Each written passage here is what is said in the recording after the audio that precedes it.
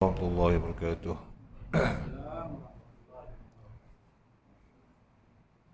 Tuan-tuan minta ke depan sikit boleh tak? Jarak ni. Jarak sosial ni. Lebih daripada jarak sosial. Minta tolong ke depan. Saya tak biasa jauh-jauh, jarak jauh ni. Sebab ilmu ni tuan-tuan. Saya nak biasakan masyarakat Melayu kita ni dekat dengan pengajian. Kita ubah perangai kita tu.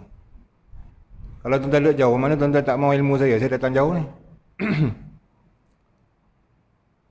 Ikut jarak sosial tu tapi dekatlah sikit dengan saya. Adalah roh sikit, bagi ada roh ilmu tu. Tidak majlis yang hambar. Tuan-tuan ikut style tuan-tuan. Minta maaf A'udzu billahi minasyaitonir rajim. Bismillahirrahmanirrahim. Alhamdulillahi rabbil alamin wassalatu wassalamu ala asyrafil anbiya'i wal mursalin wa ala alihi washabihi ajma'in. Subhanaka la ilma lana illa ma 'allamtana innaka antal alimul hakim. Rabbi shrah li sadri wa yassir li amri wahlul 'uqdatam min lisani yafqahu qawli. Tuan-tuan, Tuan Imam, Ijazah Kuasa, Tuan Bilal, ahli qaryah yang saya hormati. Alhamdulillah dengan jemputan daripada Ustaz Azlan, saya dapat memenuhi pada hari ini insya-Allah.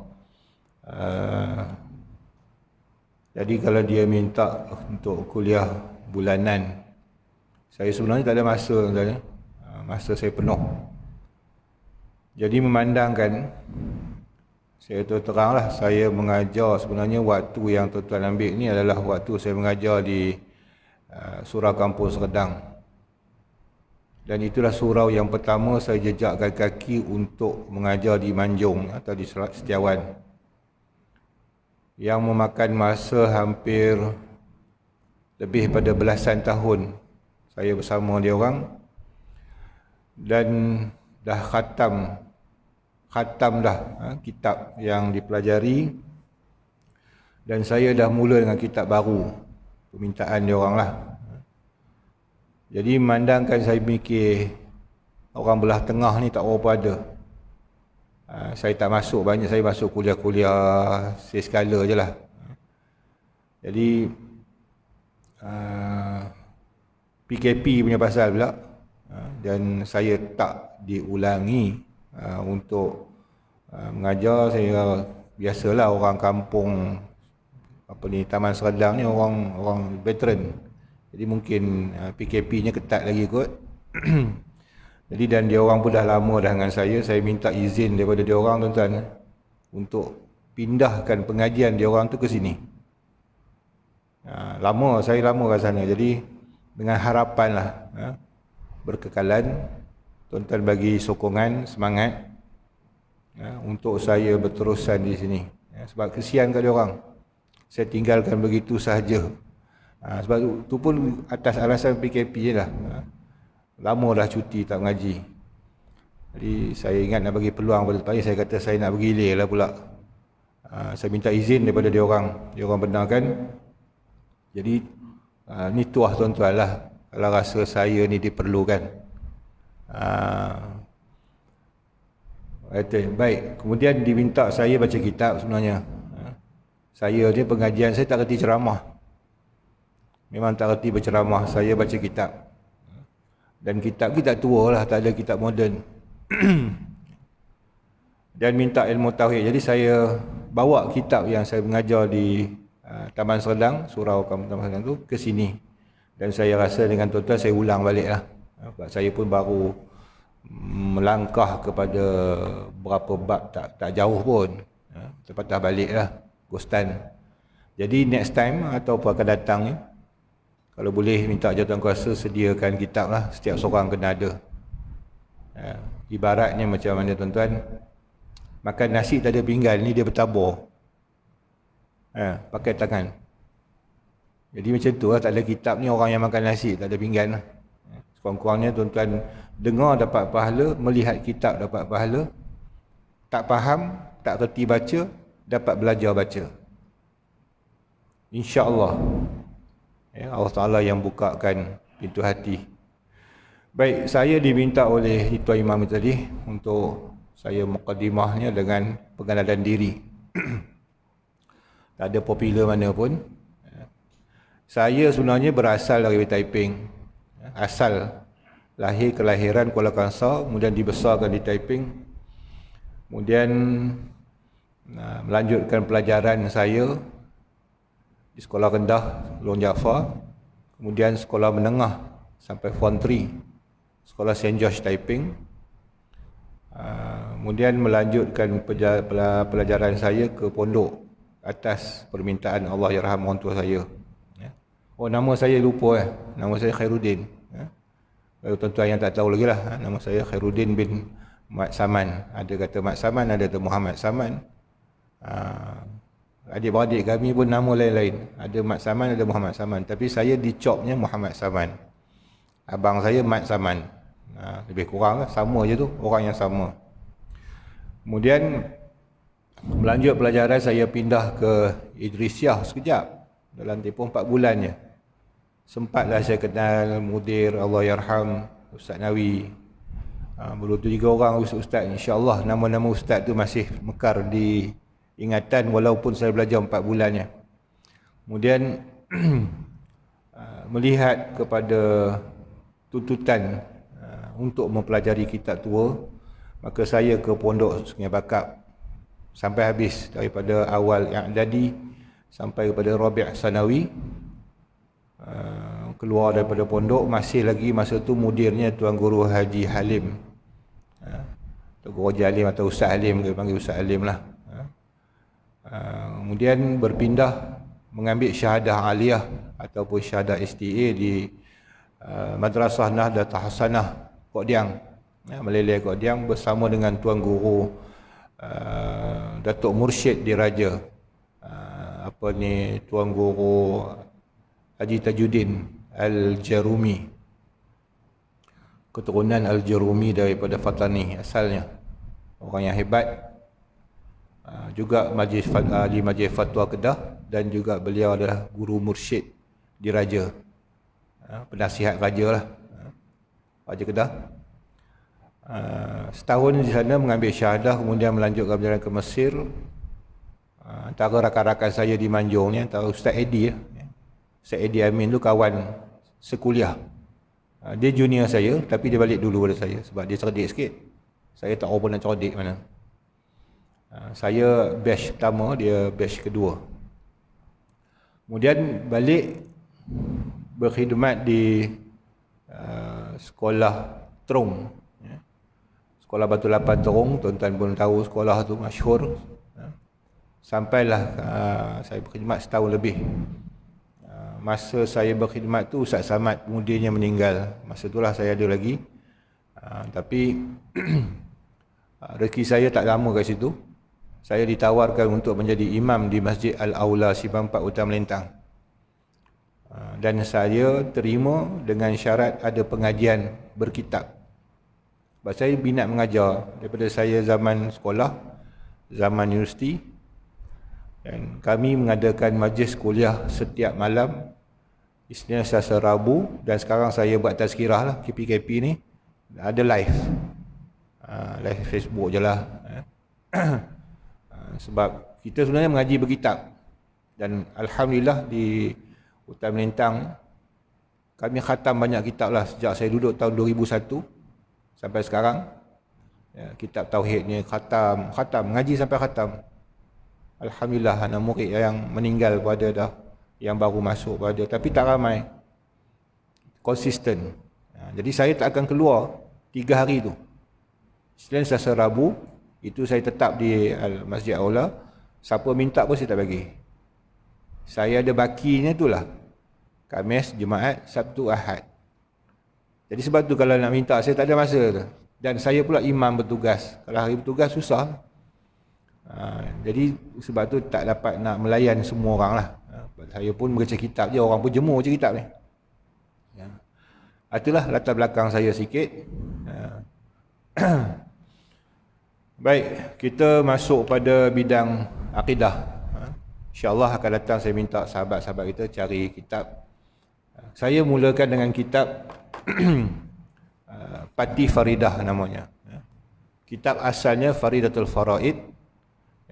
Kemudian diringkaskan oleh Tuan Guru Haji Nik Abdullah Al-Jambui, orang Fatani, dan kitab ini masih terpengaruh dengan bahasa Fatani. Sebenarnya Allah yarham orang tua saya ada juga mengarang kitab Tauhid yang bersesuaian juga untuk tuan-tuan. Tapi saya dah banyak sangat baca kitab tu. Banyak kali khatam dah. Dan di Manjung ni saya dengar Ustaz Zaki, dia mulakan kitab Allah yarham orang tua saya tu. Jadi saya rasa saya nak ambil yang ringkas je. Kitab yang sangat ringkas, yang padat, yang tuan-tuan tak pening lah. Tu pun ada peningnya nanti insya-Allah. Jadi saya ambil Pati Faridah, kitab ringkas. Kita ambil lah keberkatan membaca muqaddimah Tuan Guru. Sikit, saya tak baca semua kot. Okey, permintaan daripada Tuan Guru kitab ni, dia minta kita bacakan Fatihah untuk beliau. Keluarga daripada permintaan keluarga beliau, setiap kali kita baca kitabnya untuk dihadiahkan kepada pengarang ataupun peringkas kitab. Ila Rasul Nabi sallallahu alaihi wasallam, Bismillahirrahmanirrahim, masyayikhina masyayikh wa khususan ila ruhi sahibul muallif Syaikhul Al-Fatihah. A'udzu billahi minasyaitonir rajim. Bismillahirrahmanirrahim. Alhamdulillahirabbil alamin arrahmanir rahim maliki yaumiddin iyyaka na'budu wa iyyaka nasta'in siratal mustaqim siratal ladzina an'amta 'alaihim ghairil maghdubi 'alaihim waladdallin amin. Qala al-musannifu rahimallahu ta'ala wa nafa'na bih wa bi 'ulumihi fid dharain amin. Qala bismillahirrahmanirrahim. Alhamdulillahillazi atla'a fis samawati qulubil mu'minina syumusal ma'rifati tusyriqu bi anwarit tauhid wal yaqin. Maksudnya pujian-pujian bagi Allah yang menaik dan menerangkan ke dalam hati orang mukmin yang tinggi, ia seperti beberapa langit, akan pengenalan Allah yang cerah, ia seperti beberapa matahari padahal cemerlang hatinya dengan cahaya tauhid dan yakin. Itu muqaddimah, supaya kita faham keberkatan membuka kitab. Tak dapat mengaji habis, jadi awal akhir berjadilah. Di mana kami bersama dengan Syekh Nuruddin Marbo Al-Banjari di Mesir. Saya berada sana sampai pada saat Syekh Nuruddin dijemput untuk datang ke Malaysia untuk berkhidmat di Kedah. Jadi pada akhir-akhir beliau di sana, salah satu daripada kitab yang kami khatam dengan beliau, dengan dapat ijazah sanad sampai kepada beliau, iaitu kitab ijazah sanad yang bernama Al-Awwalu Wal-Akhiru. Beliau pesan pada kami, kata dia, kita ambil daripada sanad seluruh ilmu yang Tuan Guru Syekh Nuruddin dapat, disematkan dalam kitab nama Awwalu wa Akhiru, dipetik kitabnya awal dan akhir. Contoh Imam Bukhari, kitab Bukhari, diambil hadis pertama dan hadis yang terakhir. Jadi beliau kata pada kami, tak dapat mengaji semua, jadi awal dan akhir jadi, kata dia. Ya, dapat muqaddimah, pembukaan, dapat penutup sekurang-kurangnya. Tapi jangan pula tuan-tuan datang hari ni last, ya, tunggu sampai khatam esok mari pula tuan-tuan. Haru biru. Ya, itu kalau tak sempat. Ya. Masa yang tak sempat untuk menghabiskan kitab, kami ambil sanad secara awwalu wa akhiru. Alhamdulillah dengan barakah Tuan Guru. Ya. Jadi sini ni awwalu lah. Ya, tuan-tuan datang sini alhamdulillah pada muqaddimah, selalunya dengan muqaddimah ni barakahnya luas. InsyaAllah mengalir daripada barakah kitab yang kita bacakan. dengan mana doa daripada pengarang. Apa doa dia? Ya. Disebutkan segala puji bagi Allah yang mana menaikkan di langit hati-hati mukmin. Kita ni mukmin. Ya. Sebesar mana hati itu dinaikkan? Tinggi mana? Tinggi seperti matahari. Tak ada benda yang paling tinggi dalam pandangan mata kita. Bukit pun tak tinggi, matahari lagi tinggi. Syumusal ma'rifah, iaitu diibaratkan makrifat kita dengan Tuhan, makrifat kita dengan Allah sangat tinggi. Ilmu tu tinggi macam matahari tu. Kita kenal Allah tu, ilmu mengenal Allah tu, dia akan naik martabat dia makin tinggi, makin tinggi, makin tinggi. Makin tinggi makin sayang, makin kenal, makin kenal, makin kenal. Apa yang kita nak pelajari daripada kitab Tauhid ini hanya sekadar teori yang dipegangi dalam akidah, tetapi untuk meresap dalam jiwa tu satu perkara yang lain, tuan. Sebab tu ada orang yang pelajari ilmu ni daripada kecil sampai ke besar, jadi dia dewasa, jadi dia alim, dia tak dapat menyerapkan ilmu dalam diri dia untuk diamali sebagai makrifat pada Allah, bahkan dia melawan kembali ilmu ni. Ini banyak. Mengaji kitab Tauhid, hafal kitab Jauharah, lepas tu dia kata kitab ni bid'ah. Ya. Itu mana? Dia tak dapat syumusal ma'rifah. Ketinggian makrifat tu dia tak dapat hasil barakah daripada pengarang kitab, bahkan dia lawan pengarang kitab. Ada 2-3 orang yang macam tu. Na'udzubillah min zalik. Tusyriqu bi anwari. Yang terbit macam mana matahari yang terbit, ya, terpancar cahaya makrifat pada Allah.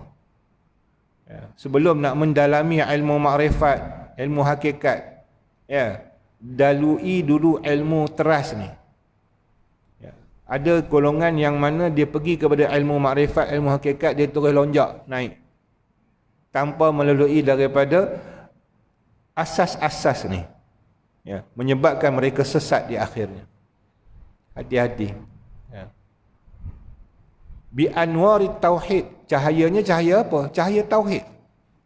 Yang mana bila kita membaca Al-Quran, kita nampak semarak tauhid. Terbangkit segala makrifat mengenal Tuhan.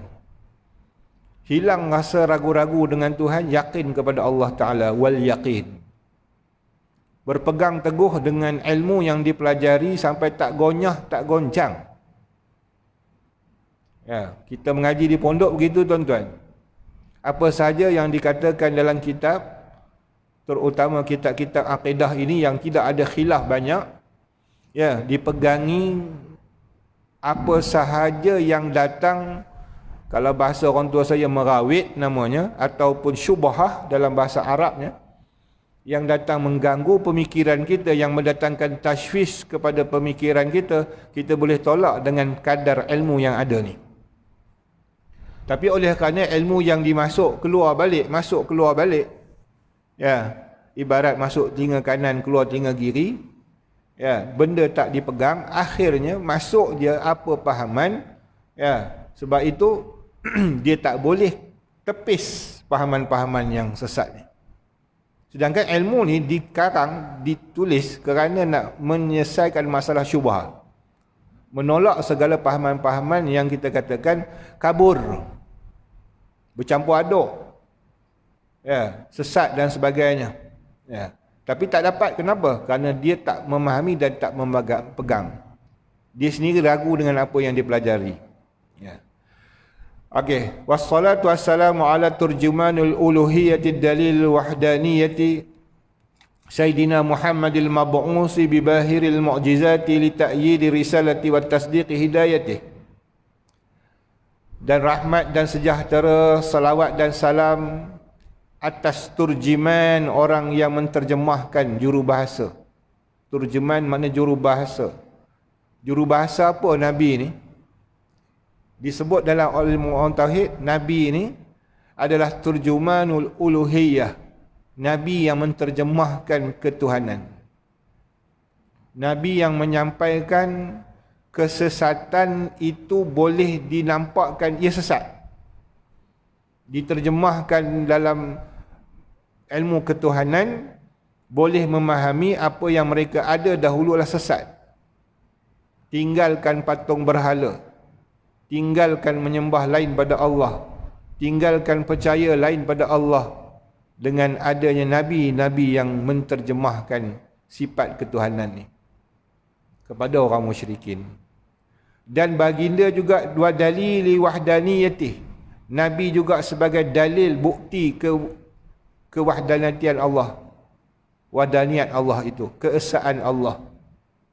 Siapa namanya? Sayyidina Muhammadil Mab'us, Nabi Muhammad, Sayyidina Muhammad al-Mab'us, diutuskan bibahiril mu'jizati, dengan kemahiran mukjizat, dikuatkan dengan mukjizat, litakyidi risalatih, untuk memperkukuhkan risalah Nabi, wa tasdiqi hidayatih, dan untuk membenarkan ini hidayat datang daripada Allah Ta'ala. Nanti kita bahas sana tentang mukjizat Nabi, insya-Allah kita akan lebih jelas dan terang. Wa ala alihi allazi balaghud darajatil ula bi'uluwi miqdarihi wa ashabil allazi bazaghul nujumal huda binasi akhbarih. Yang mana dan atas keluarga Nabi, kita bukan sekadar berselawat atas Nabi, kita berselawat atas keluarga Nabi. Ingat, kita ahli sunnah wal jamaah, yang kita pelajari akidahnya ahli sunnah wal jamaah yang berpandukan kepada Abu Hasan Asy'ari. Maka kita dikenali sebagai Asy'ariyah. Sebenarnya sebagai ulama Fatani marah kita sebut kita Asy'ariyah. Kenapa? Kita ahli sunnah wal jamaah. Cuma diomok-omokkan oleh golongan yang dikatakan tak setuju dengan golongan-golongan mutaakhirin. Mereka katakan ini geng-geng Asy'ariyah. Untuk tujuan ada perbezaan ahli sunnah wal jamaah tersebut. Yang telah sampai mereka itu kepada beberapa pangkat. Jadi kita ni ahli sunnah wal jamaah tidak menolak ahli bait, keluarga Nabi. Kita sentiasa berselawat atas keluarga Nabi. Allahumma salli ala Sayyidina Muhammad wa ala ali Sayyidina Muhammad. Maka bila sebut ali Sayyidina Muhammad, semua keluarga-keluarga yang melibat dengan keluarga Nabi adalah kita selawat atas mereka. Termasuk Siti Aisyah, Siti Khadijah, Siti Aisyah, termasuk Sayyidina Ali, termasuk Hasan Husin dan sebagainya. Kita sentiasa berselawat. Itu ahli sunnah wal jamaah. Tidak seperti mana yang sebahagiannya benci kepada keluarga Nabi daripada golongan Syiah. Dan mereka tak mengaku Siti Aisyah sebagai keluarga Nabi. Dan mereka hanya suka kepada sebahagian daripada keluarga Nabi, iaitu Sayyidina Ali dan sebagainya. Ini golongan Syiah. Jadi kita nak kata Syiah tak boleh, orang Syiah nak kata kita salah tak boleh. Orang Wahabiyah pun tak boleh nak salah kan. Sebab kita meraihkan keluarga Nabi kita kasih, sahabat Nabi kita kasih. Berbeza dengan Syiah, mereka benci pada sahabat Nabi. Sebab tu kita berselawat Allahumma salli ala Sayyidina Muhammad wa ala Sayyidina Muhammad sampai hujungnya wa ashabih, sahabat Nabi.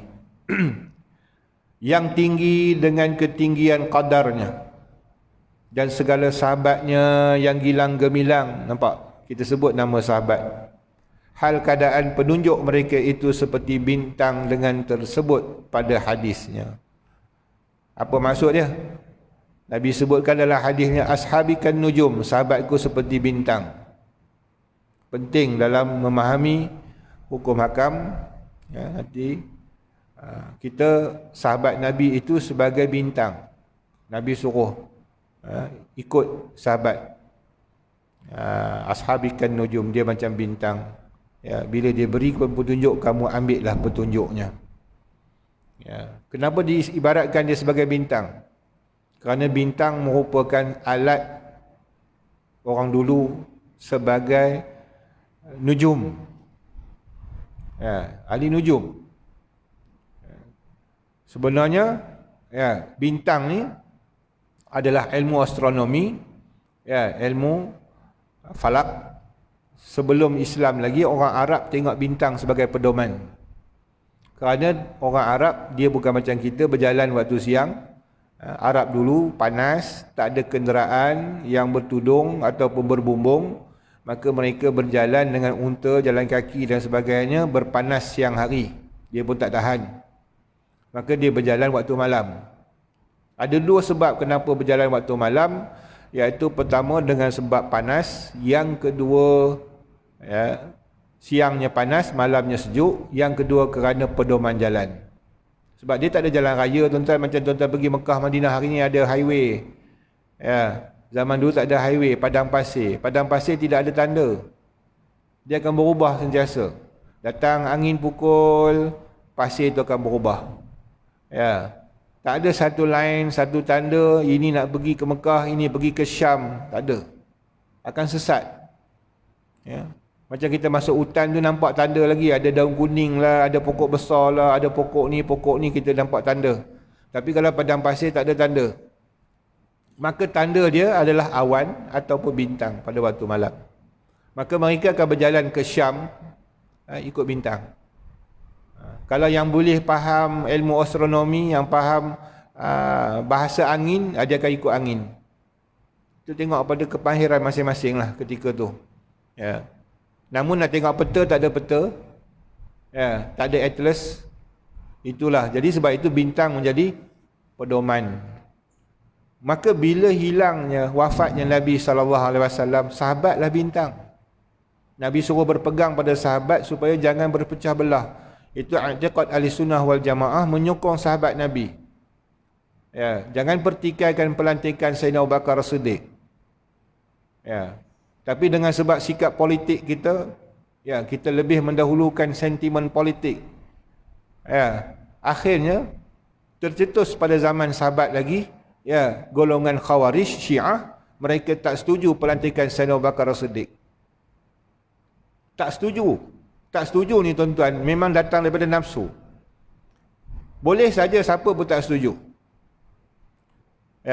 Tetapi dengan sebab ianya lantikan, kena perakui. Tapi ahli sunnah wal jamaah boleh dikatakan semua sebulat suara menyokong dan bersetuju dengan pelantikan Sayyidina Abu Bakar As-Siddiq. Sebab ia mengikut prosedur pelantikan yang sah. Dan Nabi pernah Nabi memberi laluan kepada Abu Bakar Siddiq ketika beliau ketika Nabi SAW baginda gering, sakit, yang menggantikan imamnya Abu Bakar Siddiq, bukan Sayyidina Ali.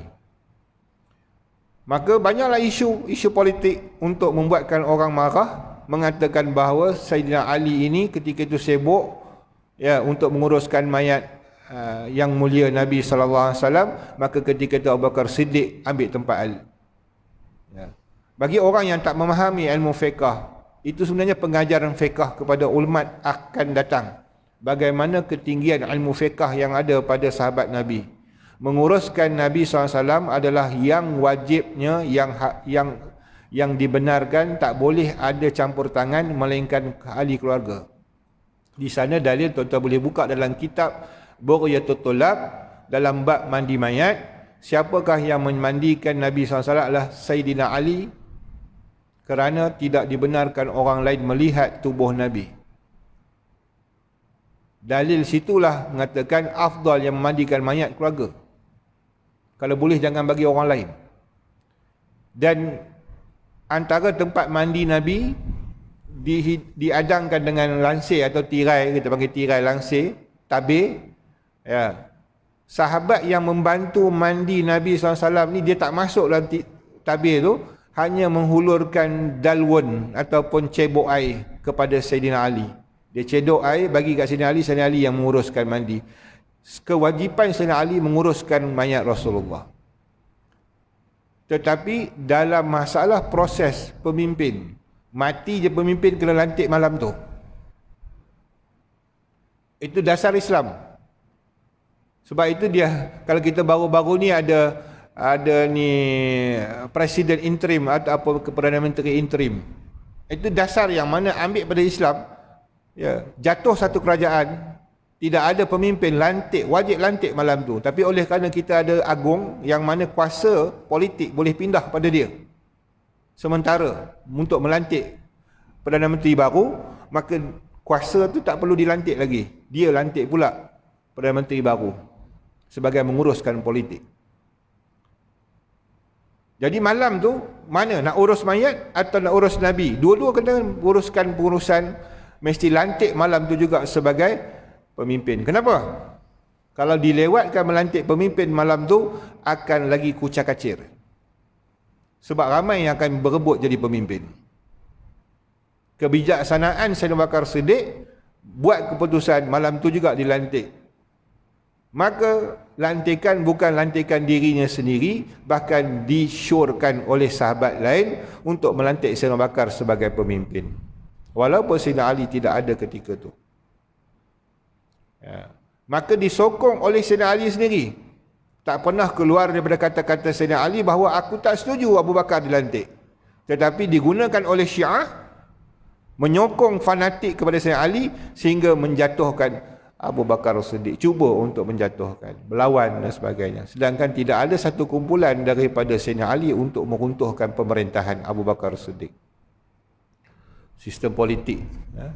Kita tak boleh campur adukkan dengan sentimen ketidakpuasan hati. Ya, apa yang telah dilantik itulah pemerintah, kena redha. Ya. Maka ahli sunnah semua sebuah suara suka, sokong 100%.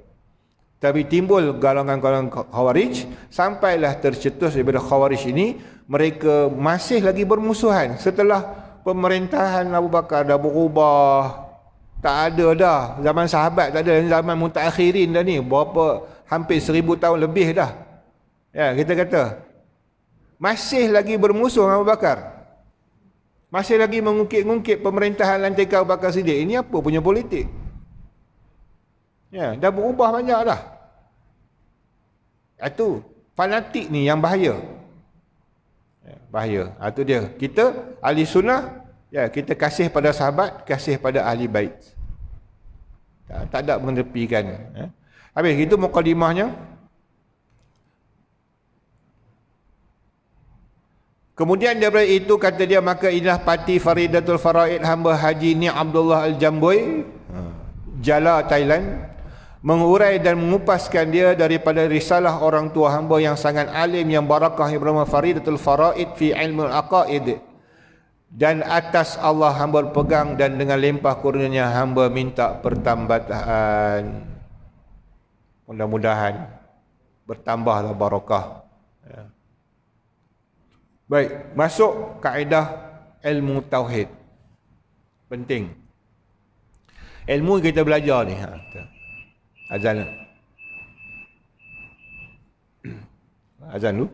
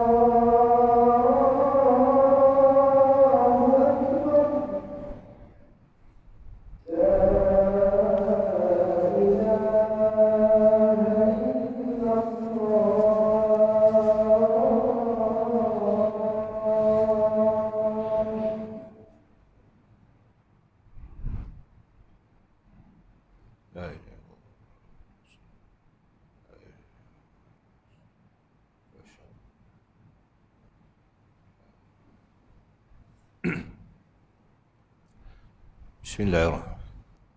Sambungan kita. Ilmu Tauhid. Disebut dicatat di sana. Surat 3.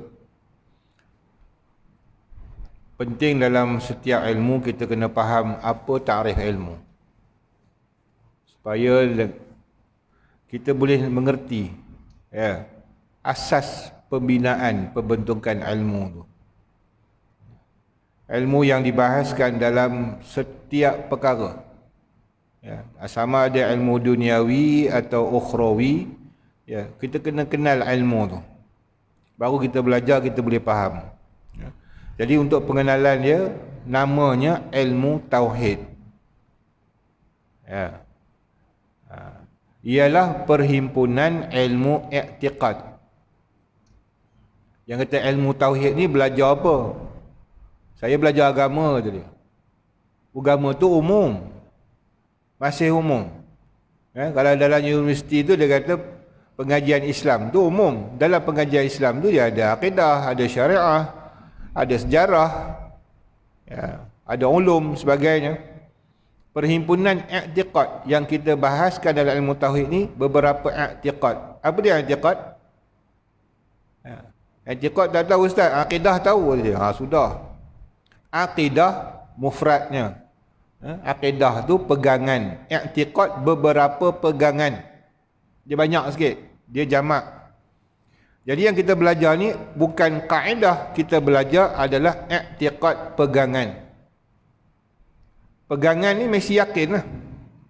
Keyakinan kita, kepercayaan kita dan kita pegang dalam hati. Yang kita belajar fiqah tu tuan-tuan, syariah. Dia bukan akidah. Dia syariah. Dia adalah undang-undang. Undang-undang ni dia tak terlibat dengan akidah. Kecuali dia ada sangkut dengan akidah apabila menolak undang-undang tu. Dia berkait dengan hukum akidah. Okey. I'tiqad yang diambil daripada dalil akal. Orang sekarang takut dah sebut dalil akal. Ilmu tak boleh ambil dengan akal kata dia. Kena ambil dengan Al-Quran dan Sunnah. Dalil akal itu adalah sumber asal pembentukan ilmu. Ilmu tu dah datang dari susunan dia tu. Okey. Dan dalil hadis Quran. dalil hadis dan Quran juga tak ditinggalkan. Jadi itulah ilmu yang kata tauhid, ilmu beberapa i'tiqad, ilmu yang disebutkan tubhasu aqaidul iman al-muqtasabi bi adillati yaqiniyati. Itu dalam bahasa Arabnya. Ilmu yang membahaskan tentang akidah pegangan yang diambil dalil daripada dalil yakin. Jadi isu tuan-tuan hari ni. Ini ilmu tauhid. Dia pun bantailah, dia kata ilmu tauhid apa? Ilmu tauhid tu bukan ilmu agama, kata dia. Dalam video dia sebut tu. Ilmu tauhid yang dia belajar ni, kata dia bukan ilmu akhirat, bukan ilmu Allah, bukan ilmu agama. Dia ilmu pemikiran. Dia pakai logik. Ingat, dia pakai dalil akal, dia pakai Quran sunnah, kata dia. Kita pun bantai balik, kita kata kami pakai Quran dan sunnah. Dia kata tengok, dia pakai akal dulu, baru pakai Quran sunnah. Dia tengok tu. Mana boleh pakai dulu akal, baru pakai Quran sunnah? Kita pun iyalah, takutlah mengaji sifat 20. Pasal apa? Pakai akal. Ini yang kena bagi faham, tuan-tuan. Kenapa kita pakai akal? Sebab Tuhan yang suruh. Kalau ilmu syarak tak boleh pakai akal, faham? Ilmu syarak dia tak boleh pakai akal, dia kena ambil sumber Quran dan sunnah semata-mata. Tetapi untuk memaham Quran sunnah kena pakai akal. Kata seorang ulama, kata dia kata-kata dia menjadi kontroversi. Ini ke ulama baru, ulama silam. Dia kata al-aqlu, dia kata qabla tashri', dia kata. Lebih kurang itulah, saya pun lupa dah kata-kata dia. Qabla syuru'. Ataupun qabla nas. Betul. Al-aqlu qabla nas. Akal dulu sebelum Quran dan sunnah. Jadi ulama bantailah. Mana boleh Syekh? Banyak ulama kata tak betul ni. Maka disyarahkan oleh ulama lain, kata dia, maksud dia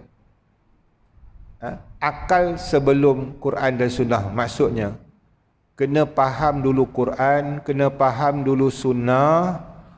Kena cari satu perkara yang boleh kita jadikan sebagai kepahaman.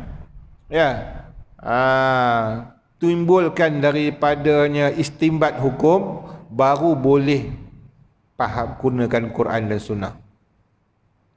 Timbul hari ini orang yang tak faham Quran, tak faham sunnah, dia baca terjemah Quran dan hadis saja, dia keluarkan hukum. Itu yang jadi salah. Jadi syarak pun dia guna akal juga kadang-kadang. Dalam kitab-kitab kami bahas di Mesir, dia Azhar juga kadang-kadang dia kata hadza sahih inda Quran was sunnah wal aqli, dia. Kan cerita kitab fiqh ini menepati ittifaq pada pandangan Quran, pada lihat pada dalil hadis dan juga ijma' ulama, serta akal pun boleh terima. Maknanya dirai akal. Okey, kenapa akal? Kenapa guna akal? Nabi suruh, Allah Ta'ala suruh. Suruh apa? Tuan-tuan baca. Kenapa kita belajar ilmu tauhid? Ilmu tauhid ni wajib ni, fardu ain. Selalu Tok Imam, Tok Bilal, Tok ni yang baca tahlil. Sebelum baca tahlil baca apa? Afdalu zikri fa'lam annahu la ilaha illallah. Kau orang sini tak baca tahlil lah. Pakai takut baca tahlil masuk neraka. Fa'lam annahu la ilaha illallah dalam Quran. Ketahuilah olehmu bahawa tiada Tuhan disembah melainkan Allah. Kalimah la ilaha illallah tu kalimah apa orang panggil? Kalimah tu tauhid. Kamu kena tahu, kena belajar. Fa'lam tu kena tahu dan belajar. Belajar apa? Belajar kalimah la ilaha illallah, kalimah tauhid.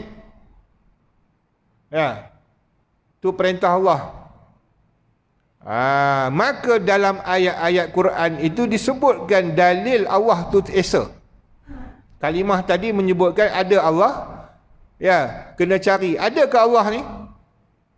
Pertama sekali kena sabitkan. Ada tak Allah ni? Ya. Oh, saya pakai Quran je. Ada Allah. Ya. Bolehlah kamu yakin dengan Quran, percaya Quran. Orang yang bukan beriman dengan Quran, dia percaya tak ada Allah. Ya. Orang ni Quran tak pakai, hadis tak pakai. Dia tak percaya ada Allah. Kita nak guna dalil apa?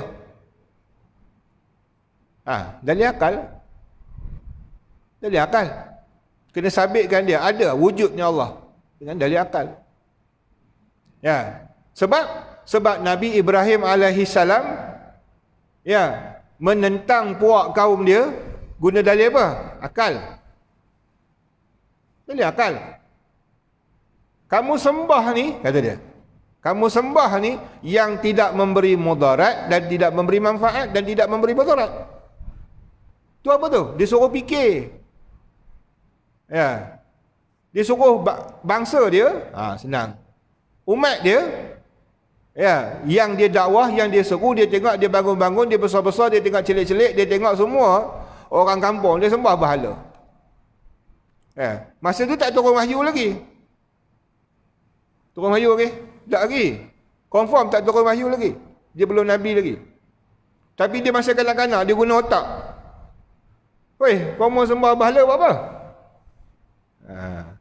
Dia tak kata gitu. Dia kata kamu sembah benda yang tidak memberi manfaat dan tidak memberi mudarat. Nampak tu? Dalil apa pakai tu? Kalau gitu Nabi Ibrahim salah dululah. Ya, nak kenalkan itu bukan Allah. Sabit Allah bersifat kudrat, iradat, sama, basar. Ya. Oleh kerana Allah bersifat kudrat, iradat, dia boleh buat apa yang kita nak. Maka kita sembah dia, dengar tak? Dia dengar, dia lihat. Tapi kalau berhala dia nampak tak? Dia tak nampak. Kita minta nasi kat dia, dia tak boleh bagi nasi. Minta sihat, dia tak boleh bagi sihat. Dia pun orang buat. Itu dalil akal ni penting.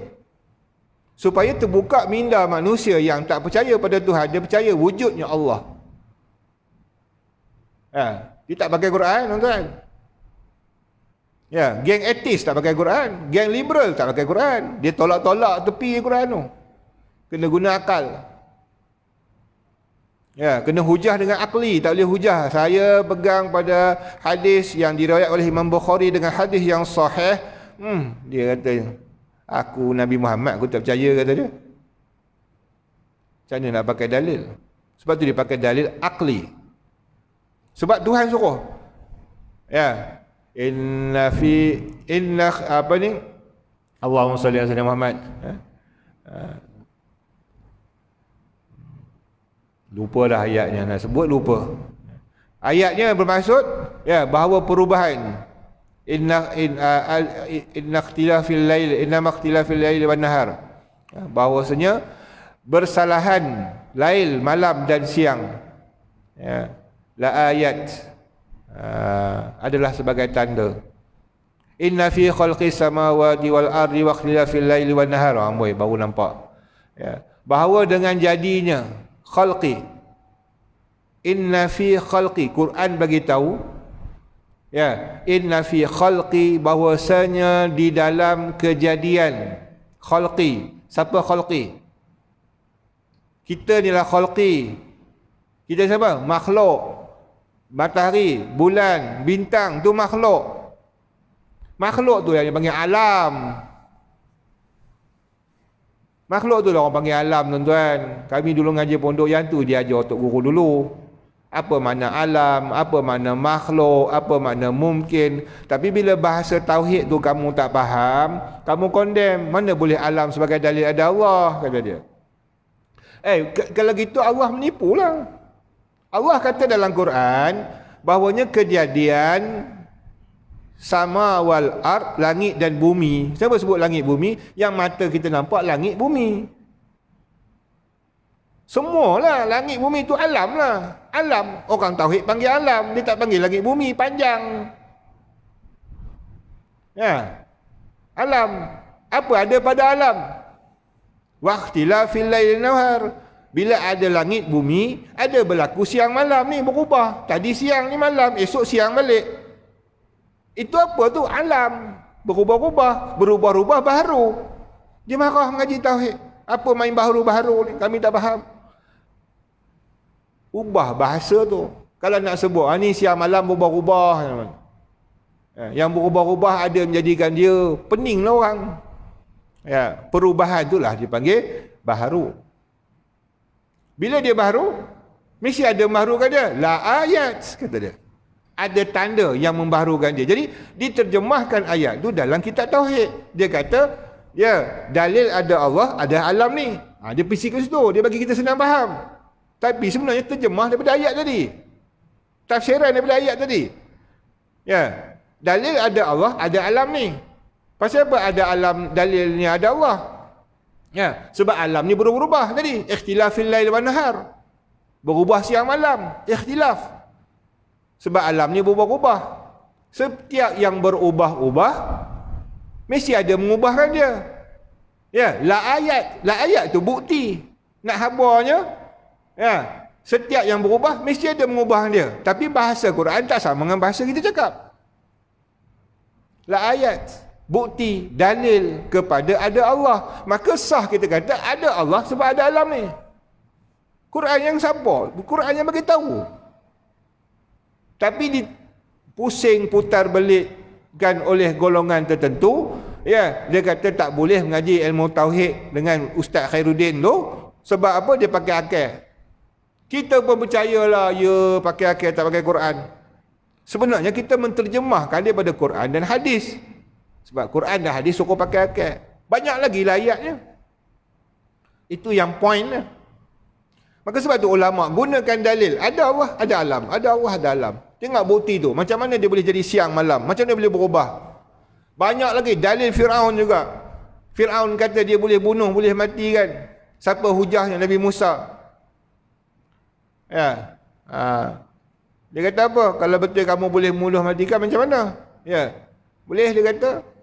Dia ambilnya orang, cantai kepala seorang. Tengok aku bunuh lah. Ni tak jadi bunuh kata dia. Tengok aku tak bunuh dia. Nak lawan dengan apa orang macam tu? Ya. Tadi akal. Tak apalah, kamu boleh, aku terimalah. Kamu matikan, menghidupkan. Tapi tak betul pun. Cuba kamu ubah matahari sekejap. Sekarang ni matahari kat sini kamu ubah pergi sana. Kalau kamu Tuhan. Tak boleh buat. Maknanya, matahari itu perlu diubah. Baru dia berubah. Siapa mengubahkan dia? Maka Quran yang bagi tahu Allah. Faham dulu dia berubah pasal apa. Maka sebab itu kitab tauhid guna bahasa yang sesuai dengan perkataan tadi. Berubah dia tak kata berubah, dia kata baharu. Maka nak faham baharu tu balik pada terjemah tauhid yang kata baharu, iaitu berubah-ubah. Jadi kita ni berubah tak? Berubah. Tadi duduk sana, ni duduk sini. Sekarang balik pula, berubah. Berubahnya qadim tak? Tak. Akal lah tu. Faham? Dalil Quran, hadis dan juga akal. Jangan kata mengaji sifat 20 tak pakai Quran. Orang ni buat fitnah. Siapa yang buat dakwaan begitu, dia kata mengaji sifat 20 tak pakai Quran dan sunnah, hanya pakai akal, dia telah memfitnah berapa ribu alim ulama ahli sunnah wal jamaah. Tu pun kita reda lagi. Ada khilaf ustaz, kata dia. Ni masalah khilafiah. Ini bukan khilafiah, berakidah tuan-tuan. Akidah ahli sunnah wal jamaah, belajar sifat 20 ni bab akidah.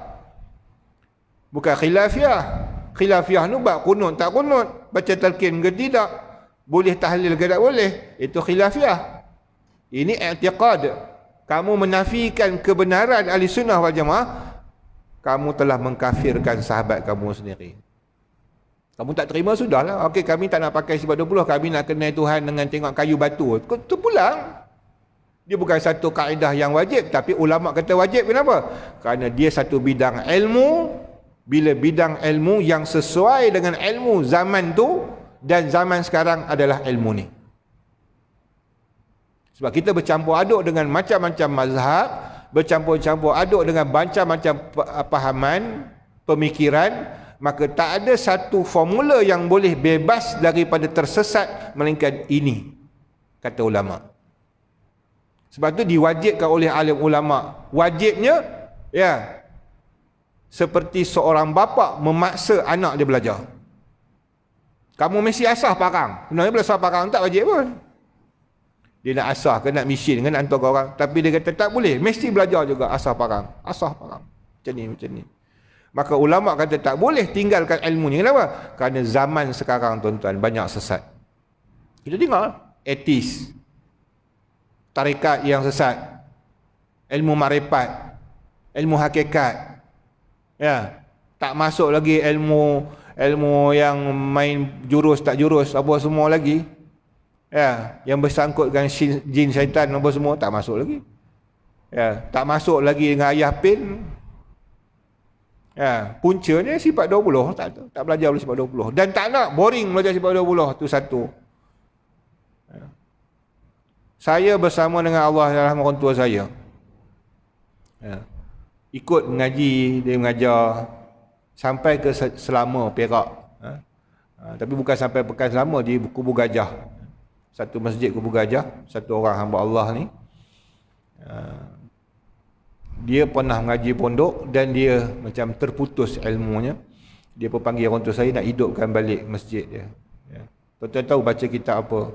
Aqidatun Najin. Aqidatun Najin tuan, kitab tauhid besar tu orang kampung. Ya. Tapi orang tua-tua dulu tak ngaji pondok pun. Orang kampung tu, yang orang kampung ni, Tok Imam tu lah yang ngaji pondok. Yang duduk kampung ni, dia menadah kita dekat surau masjid ni. Ya. Dia menadah sungguh tuan-tuan. Bawa kitab. Habis pengajian, dia tanya Tok Guru tu, macam dia orang alim lah. Tanya buat kitab tauhid gini. Oh, dia kata hebat kami ngaji pondok tak macam tu. Sebab minat daripada ilmu tauhid tu lain. Ya, dia kata tak mengaji tauhid, dia kata tak sah iman ke? Dia sampai tahap gitu. Ya, sebab kita duduk dalam ragu-ragu. Bukan tak sah langsung. Dianggap begitu. Tanggapan orang dulu begitu. Ya, siapa tak belajar ilmu tauhid sifat 20 ni seolah-olah dia tak kenal Tuhan.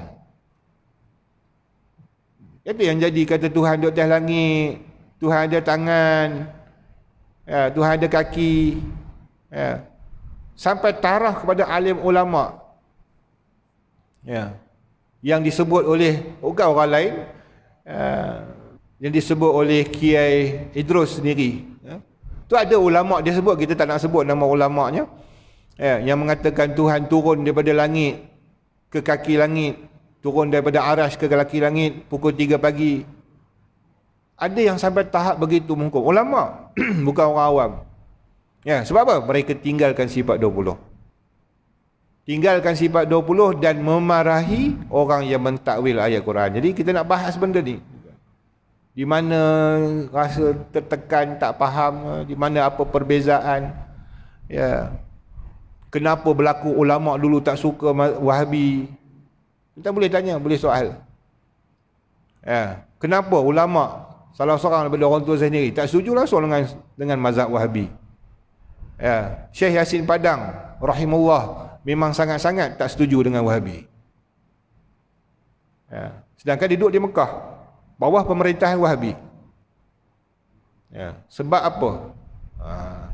Tapi kalau generasi sekarang ni kalau nak cari nampak dia punya ulama besar, kita tak nafikan. Adanya di kalangan ulama-ulama mereka ni memang perbahasan syaraknya ada dalam Qurannya, ada dalam hadisnya, perbahasan hadis sahih apa semua. Ya, tapi dengan fanatik kadang-kadang tu kita tak boleh terima. Kerana mereka menghukumkan haram orang yang mentakwil ayat Quran. Dan siapa yang mengatakan Allah tu bersemayam, siapa kata Allah Ta'ala itu bukan semayam atas arasy tetapi Allah Ta'ala istawalla, iaitu memimpin ataupun memerintah daripada atas, dia kata itu haram, tak boleh. Jadi dengan fanatik itu yang memecah belah kan, sehingga nak memecahkan pahaman yang katakan Allah Ta'ala memerintah daripada langit, bukan duduk di langit, bukan duduk di arasy. Ya, dia kata Tuhan turun daripada arasy ke langit tu pukul 3 pagi. Sampai dia gambarkan begitu. Jadi ini yang disebut oleh ulama. Sebab tu jadi pecahnya, tak boleh terima pandangan-pandangan Mujassimah ni ataupun Wahabi ni, ya, sampai kepada sekarang. Jadi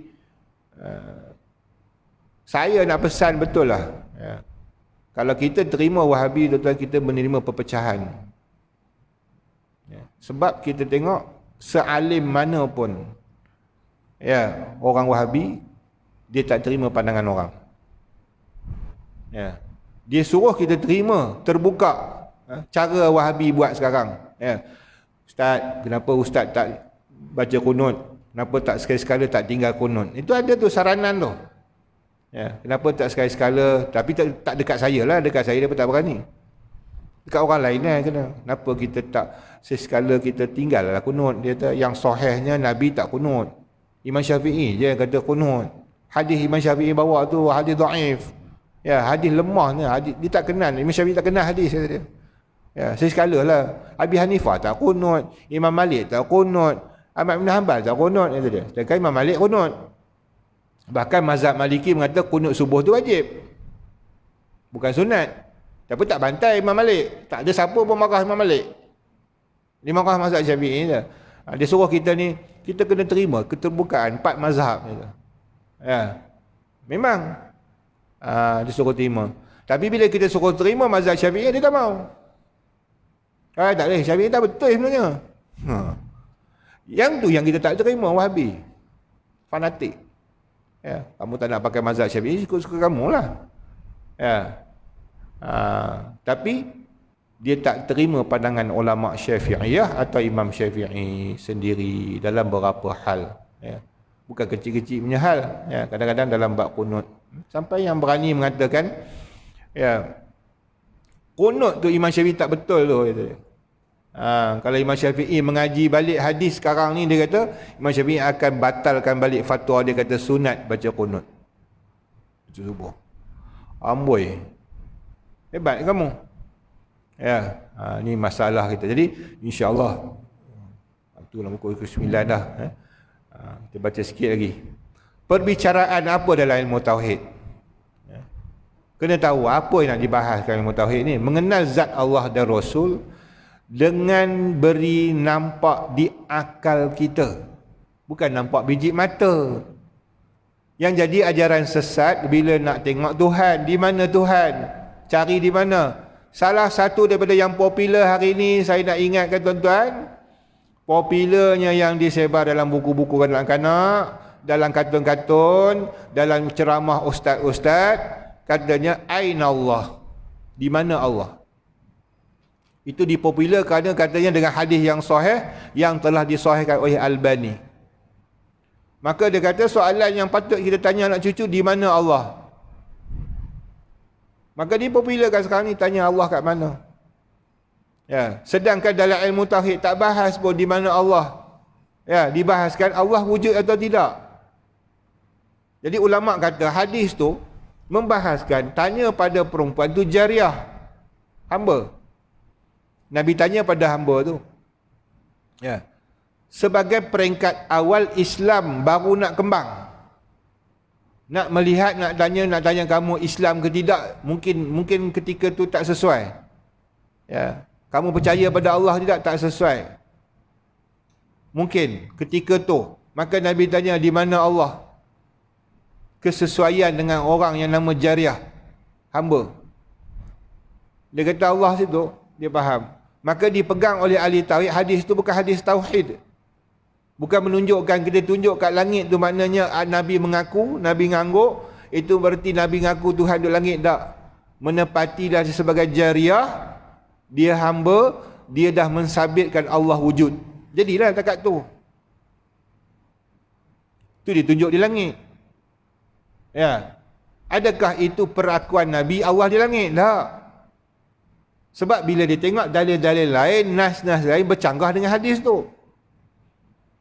Bukan arti bila kita jumpa hadis tu sahih, kita buang ayat Quran, buang dalil lain, pegang yang tu je.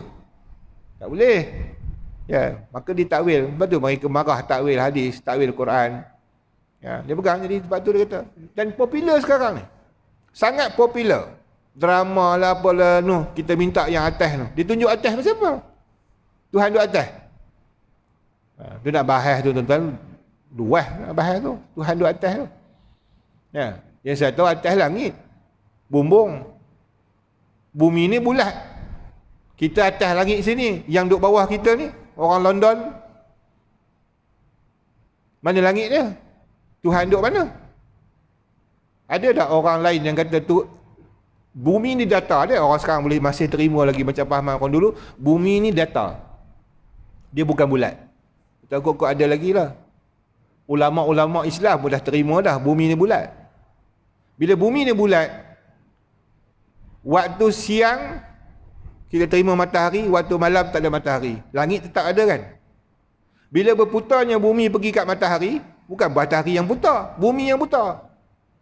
Bumi putar pergi ke matahari, langit kat mana? Kat matahari. Habis tu ada dua langit, dua Tuhan. Kalau 10 langit, 10 Tuhan. Kalau nak bahas Tuhan di langit. Sebab tu kita tak terima Tuhan di langit. Ahli sunnah wal jamaah. Tak boleh masuk pada akal, la yaqal. Tak boleh terima. Jadi duk bahas tu lah. Tuhan duk percaya Tuhan duk langit. Saya takut satu hari nanti dia percaya Tuhan langit, berapa Tuhan langit? Anak-anak kita lah. Bersila je dia. Bersila je lah. Macam patung Buddha. Dia tergambar lah. Syaitan pula masuk. Syaitan mewah-wahaskan dalam hati. Tuhan tu bersila lah. Duk macam mana lagi tu lah. Istawa ala arsh. Ada yang terjemahkan istiwa tu bersila. Punya nak habar kata Tuhan duduk langit tu. Duduk cara mana? Sila kata dia. Itu tak mahu lah. Sebab kita beri kelonggaran. Dia akan jadi lampau. Ini yang nak dibahaskan insyaAllah. Mengenal zat Allah. Siapa Allah sebenarnya. Siapa Rasul sebenarnya. Sampai mengaku ada Rasul Harun lah. Harun Tuhan Harun. Apa benda saya pun tak tahu. Dengan beri nampak di akal kita 3 perkara, iaitu wajib segala sifat Allah dan harus bagi Allah, bagi keduanya, dan mustahil atas keduanya. Maknanya perkara yang wajib bagi Allah yang tak dapat tidak kita pegangi. Itulah akidah. Apa yang wajib bagi Rasul mesti bersifat dengan sifat Rasul. Apa yang mustahil bagi Allah tu penting. Kenapa belajar ilmu mustahil kita belajar wajib? Tak, kalau kamu tak belajar yang mustahil, kamu tak nampak mustahil tu di mana. Okey, contoh Allah Taala bersifat ilmu. Mustahil jahil. Contoh jahil? Lupa.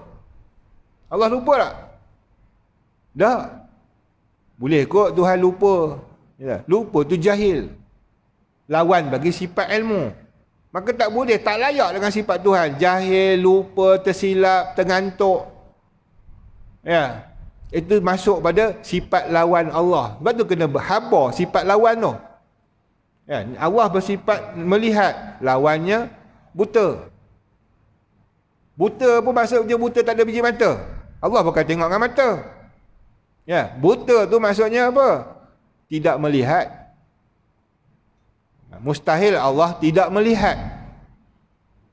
Salah satu tanda tak melihat ni, kita ni buta. Macam apa? Saya tak nampak berapa banyak air dalam cawan ni. Buta lah. Tu ustaz celik. Saya nampak cawan dia. Saya tak nampak air dalam tu. Allah nampak. Tu makna buta. Kita ni buta. Kategori buta. Allah tak. Sebab dia inkishaf. Nak bahas tu. Dia memang kata salah ilmu ni kata dia. Dah. Pukul 9 tepat. Wallahu'alam bisawab. Nanti langgar SOP. InsyaAllah kita bulan depan, kalau ada kelapangan, kita sambung. Minta ada kitab lah. Ada kitab. Ni mukadimah saya syarah banyak lah tuan-tuan. Lepas ni tak ada. Kita akan baca kitab lah. Kita berhenti dekat muka surat 3. Baris yang bawah. Wallahu a'lam bissawab. A'udzubillahi minasyaitonir rajim. Bismillahirrahmanirrahim. Alhamdulillahirabbil alamin wassalatu wassalamu ala asyrafil anbiya'i wal mursalin wa ala alihi washabihi ajma'in. اللهم افتح علينا بالعارفين، اللهم افتح علينا بالعارفين، اللهم افتح علينا بالعارفين. الله دبر قلوبنا بنور هدايتك كما نور الأرض من شمسك، وبدا برحمتك من رحيم، والحمد لله بالعالمين.